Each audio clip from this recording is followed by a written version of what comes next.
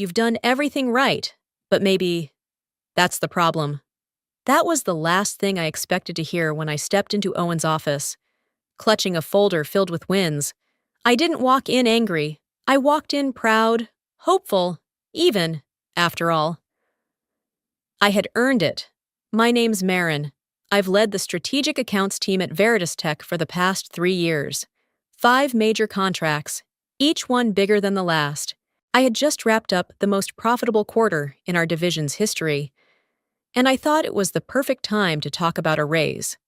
Not out of greed, just fairness. Owen, the new VP of Operations, had been in the company for barely a month. Young, sharp suit, expensive pen, zero context, but I figured numbers don't lie. So I scheduled a one-on-one. The meeting started smoothly. I showed him the metrics. Client retention, 98%. Contract growth, 24%. Client satisfaction, off the charts. I'd even streamlined a project that used to take 6 months down to 8 weeks. Owen nodded as I spoke. Politely, professionally. But there was something distant in his eyes. He kept looking at his watch. Then the door. Then back to me. With a smile that didn't touch his face. When I finally said it, I'd like to discuss a possible salary adjustment. He folded his hands and said, "Of course, let's explore that. I'll loop in HR." But I saw it. That flicker, that little tightening of his jaw, like I'd touched something I shouldn't have. I thanked him, stood up, and walked toward the door, still believing maybe he just needed time to think.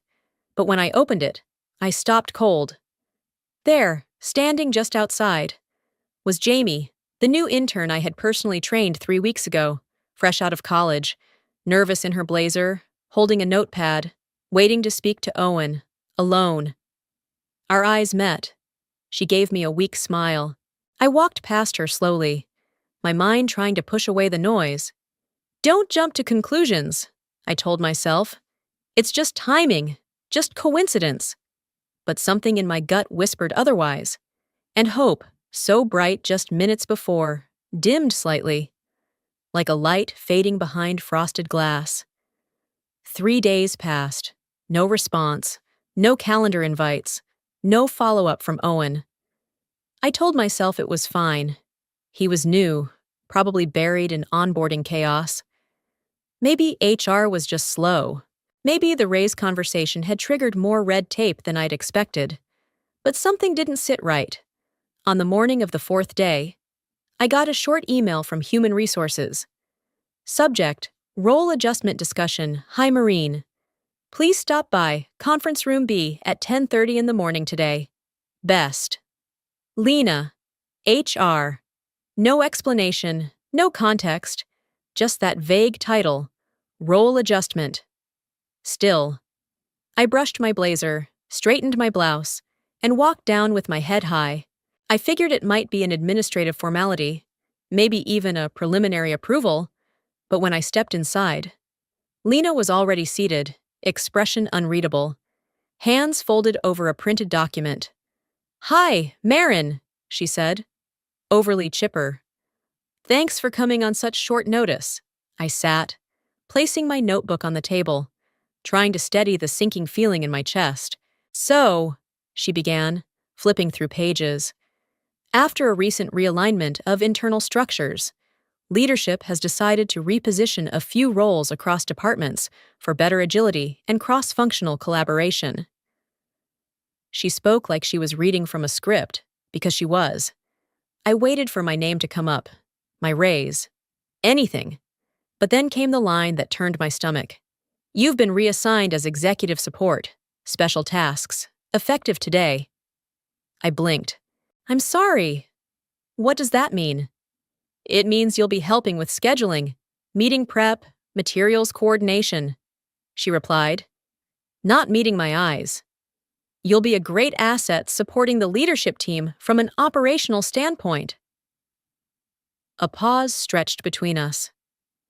I tried to speak, but my mouth had dried. "No one told me anything. Am I Still on strategic accounts? I finally asked. Lena hesitated. You'd have to check with Owen on that. But as far as the system goes, your access to CRM and client channels has been revoked as of this morning. That word, revoked, hit like a slap. I kept my composure, nodded slowly, and left the room on autopilot, back at my desk. The screen greeted me coldly. I clicked open the CRM system, the one I'd used every day for years. Access denied. I checked the internal org chart.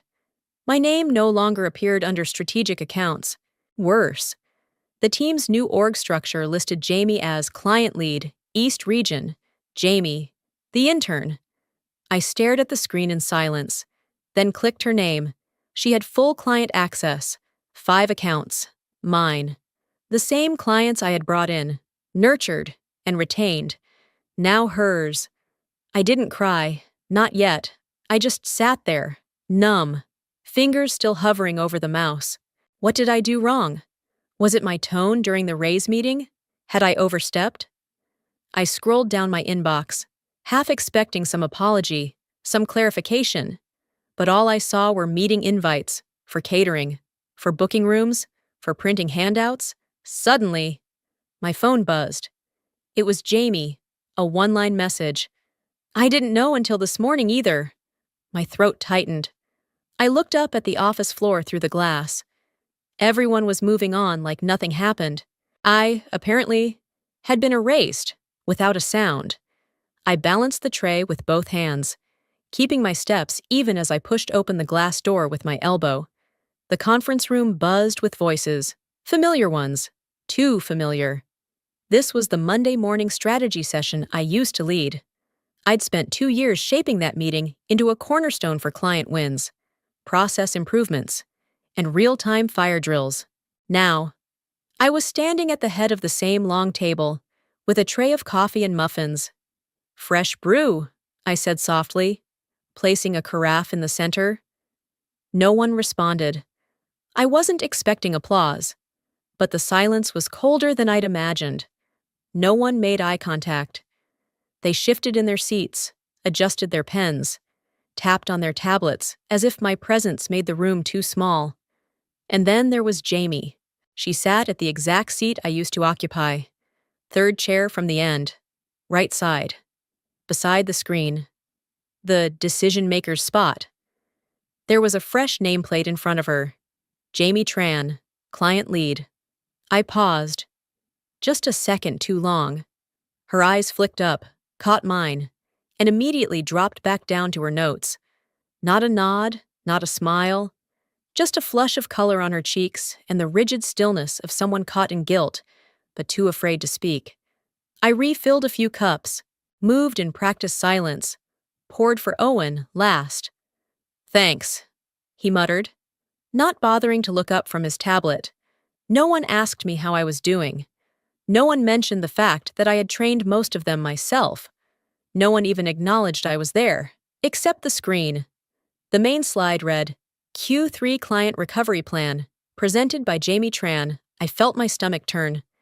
These were the clients I had brought in, fought for, lost sleep over, and now their names were being sorted, analyzed, maybe even handed off to junior staff, while I stood there like a temp from catering. I gathered the tray and turned to leave. That's when I saw it. A sticky note, pale yellow, tucked discreetly under a coffee cup near the door. My name was written in Jamie's tidy handwriting. I glanced back. She was still staring ahead. Hands folded. I slid the note into my blazer pocket and walked out. In the hallway, I pulled it out and unfolded the tiny square. I'm sorry, I didn't know until it was done. 5 words. The guilt hit me like a second slap.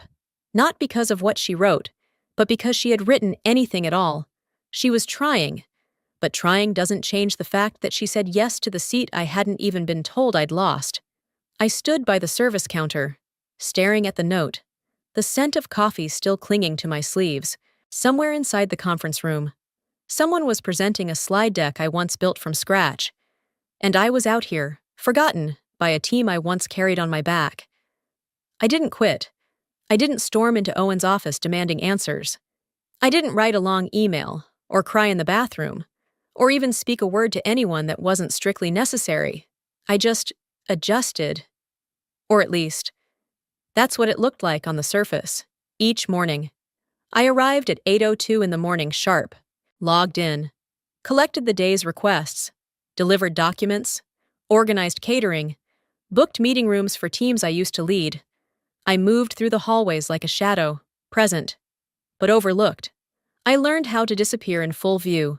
No questions, no comments, no confrontation, but behind the silence. I was watching. I watched Jamie fumble through her first external presentation, watched her forget to loop in legal before a proposal went out, watched Owen cover for her with that same polished indifference he used to dismiss me. And I remembered. Every policy, every clause, every name. One afternoon, I stayed late, said I was waiting for a courier. Most people had left. The lights dimmed. I returned to the shared network folder and typed in a search string I hadn't used in months. Client contracts, Marine-led 2019 to 2023. There they were. All 5 of them. 5 contracts I had negotiated. Line by line. All still stored in the backup archive. Untouched. Still bearing my initials in the margin and my time-stamped comments in tracked changes. I downloaded each file onto a flash drive. Nothing fancy. Just a clean backup. Nothing illegal. Nothing malicious. Just keeping a record. Because I knew something no one else seemed to remember. Those contracts didn't just reflect deals. They held power. Power in the form of clauses Owen had clearly never read. Clauses Jamie had never even seen. Clauses I had inserted after years of being burned, doubted, and overruled. Like, in the event that the assigned lead project manager is reassigned without client consultation and approval, this contract may be terminated at the discretion of the client. I had written that line myself, back when no one was paying attention, back when I was still considered too junior to push back, back when I knew I had to protect not just my work, but myself. I ejected the flash drive, slipped it into my bag, and turned off the screen. No one saw, no one asked. I kept delivering coffee the next morning like nothing had changed. But deep down, I knew. They had just made their first real mistake, and I was the only one who knew how expensive it was going to be. I took my time. Each evening after work, once the office dimmed and the chatter faded into the elevator shaft, I returned to those contracts, not just to read them, but to revisit the war stories they carried. These weren't just PDFs. They were proof of everything I had built with my own hands, earned through sleepless nights, red-eye flights, and conference calls that stretched past 10:15 at night, one by one. I opened each file. Client A, Medical Logistics, signed March 2020. Client B, Data Security Services, signed August 2021. Client C, International Retail Expansion, signed just 6 months ago. And so on.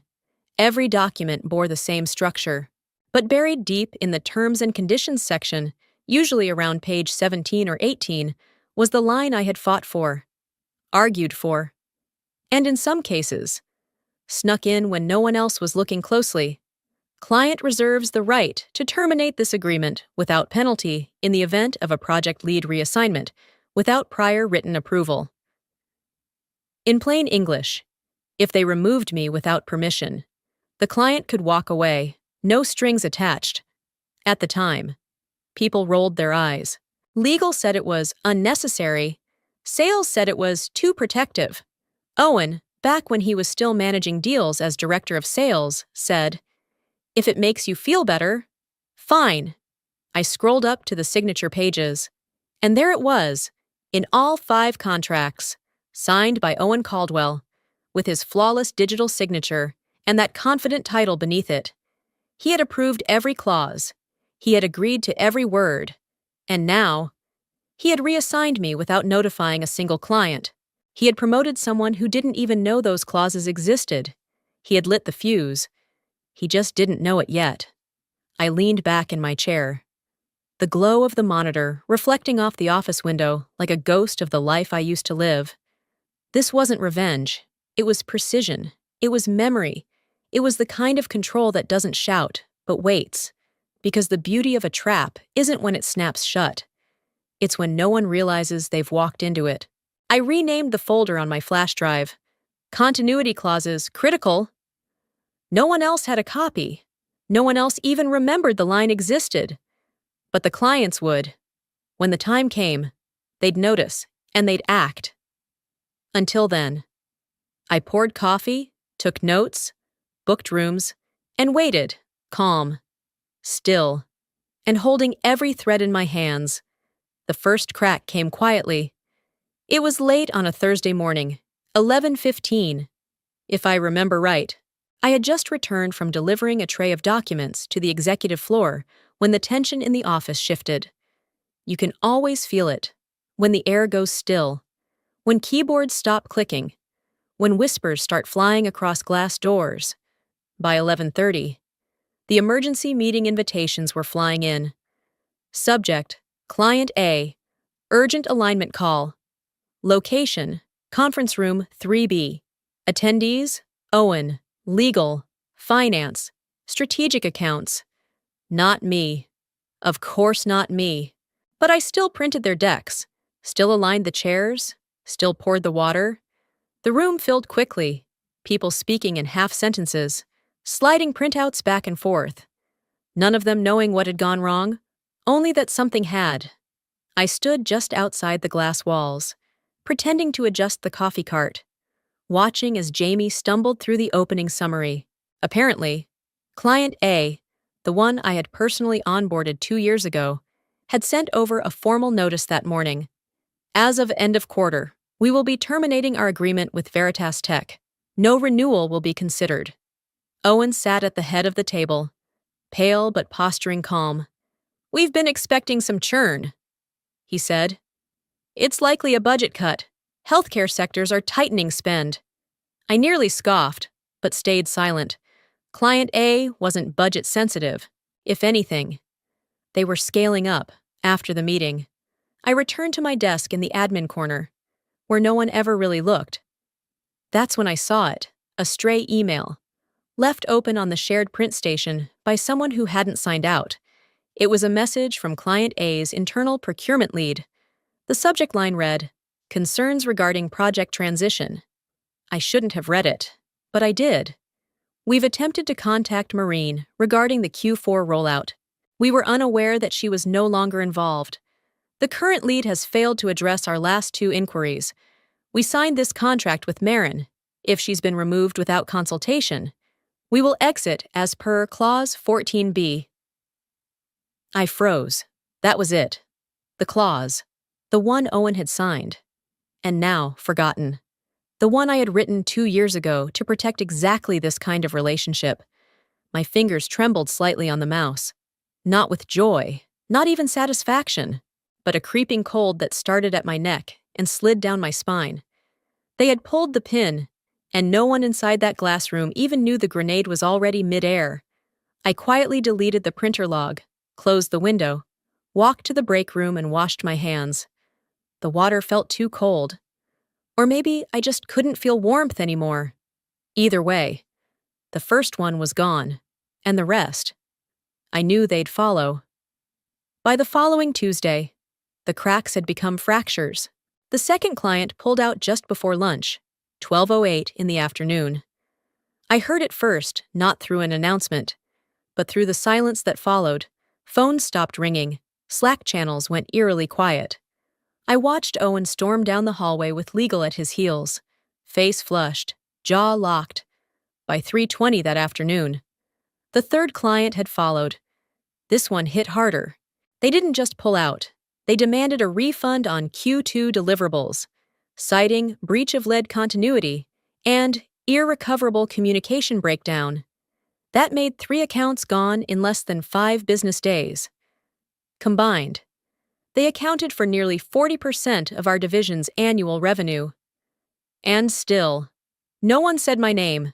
Not in the meetings, not in the memos, but I could feel it. My absence was becoming the ghost they were all trying not to see. I kept my head down, took notes during boardroom setups, reordered more notepads and pens, kept breathing. But the tension wrapped itself around the building like fog. People started whispering in corners. Jamie began showing up earlier, leaving later. Her hands shook when she printed out talking points. I caught her once outside the copy room, just staring into space, eyes glassy. Something was cracking. Not just the company. Her. That night, I stayed late to finish sorting supplies for the next morning's ops briefing. I left the office at 8:02 in the evening, took the long way home, and didn't bother checking my phone until I was in bed. One new message from Jamie. I think you need to know. Owen's trying to pin this on you. I read it 3 times. At first, I thought I misunderstood. Then my stomach knotted. Sharp and sudden. I typed back, "What do you mean?" Her reply came almost instantly. "He said the contracts were written wrong, that you handled them without proper oversight. He's prepping a summary to present to the board. He's calling it legacy risk." Legacy risk. That was his way of saying, let's blame the person who isn't in the room anymore. My jaw tightened. I set my phone down and stared at the ceiling. He was unraveling. The pressure was closing in. And like most fragile leaders, Owen's instinct was to throw someone, anyone, under the bus to save his image. And I was the easiest target. The ghost in the system. The name no longer on the chart. But what he didn't know, what none of them knew, was that I didn't need a desk or a title to defend myself. I had the documents. I had the signatures. And now, I had Jamie. The house was silent, but my mind was buzzing louder than ever. He wanted a scapegoat, but this time, the trap was about to close, on him. I walked into the boardroom at 9:25 in the morning with a tray of bottled water, a stack of agendas, and a silence I wore like armor. The air was heavier than usual, sharp. Still, you could feel it in the way no one made small talk, in the way heads remained down, eyes glued to printed graphs that probably looked more like obituaries than strategy reports. The emergency meeting had been called after the 3rd client exit. Only the highest-level decision-makers were present. Senior VPs, legal, finance, even someone from the board. I wasn't on the attendee list, but I was still there, in the room, not in the circle. I moved quickly, setting down bottles, smoothing corners of handouts, making sure the projector was aligned. Just another helper blending into the background. Then Owen spoke. "Look," he began, voice calm but strained. "We're seeing fallout from legacy practices. Contracts weren't standardized. The transition from Marin's oversight didn't go smoothly. And we're paying for it now." My hand froze mid-reach for the last bottle. He said my name, not to credit, to blame. I didn't turn, didn't react. Just quietly stepped back into the corner of the room. Clipboard pressed to my side. Eyes low. He continued, pacing now. She had complete control over those accounts. There was no documentation trail for the client preferences, no standardization in the clauses. Jamie's had to rebuild everything from scratch. A few heads nodded. A few others looked skeptical. One even sighed audibly. That's when it happened. A voice, low and dry, cut through the room. "Funny! Her name is still CC'd in the original contracts." It came from Mr. Layton, board advisor. Rarely seen. Even more rarely heard. Everyone turned. He tapped his copy of the contract summary.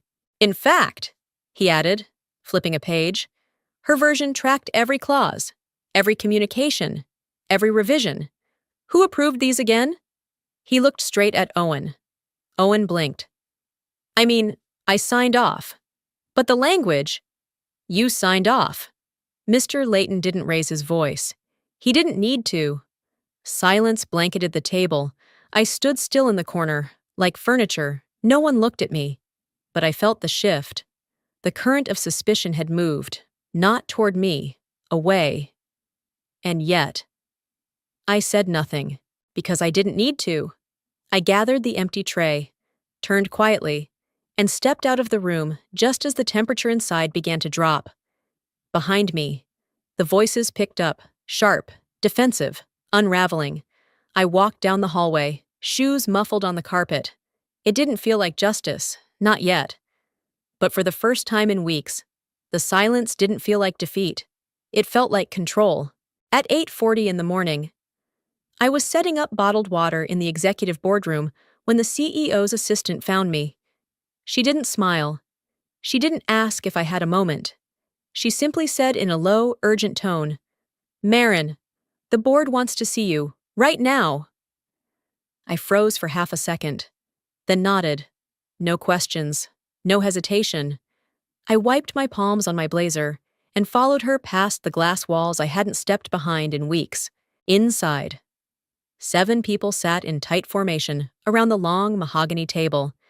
At the far end was Owen. His suit wrinkled, hair flattened on one side like he hadn't slept. His face was tight, pale, and unreadable.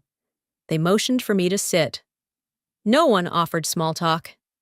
Instead, Mr.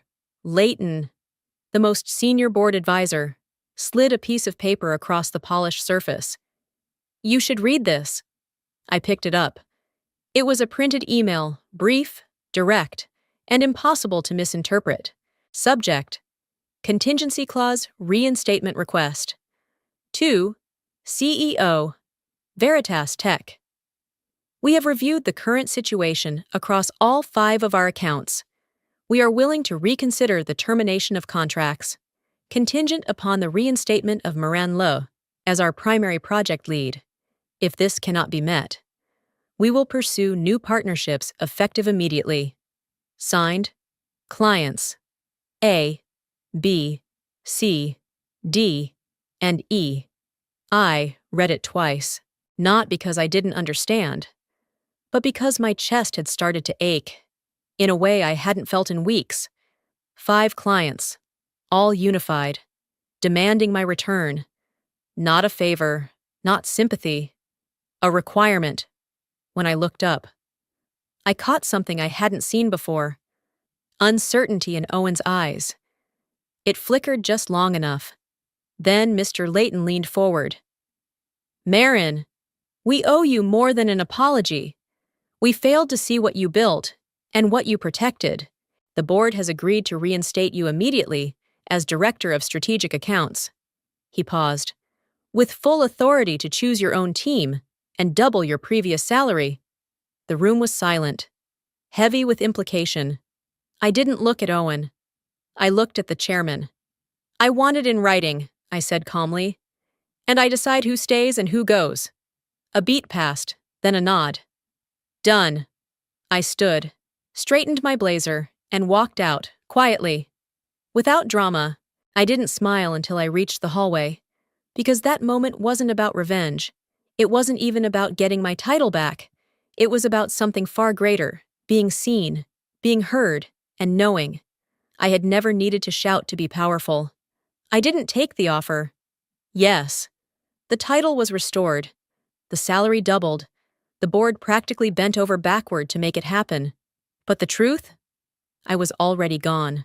By the time their apology reached me, I had already taken 5 phone calls from 5 clients, the same 5 who had walked out without hesitation the moment I was replaced. Only this time, they weren't asking me to come back as a point of contact.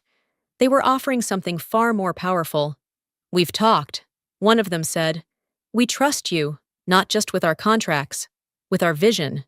They didn't want me as an employee. They wanted me as a partner.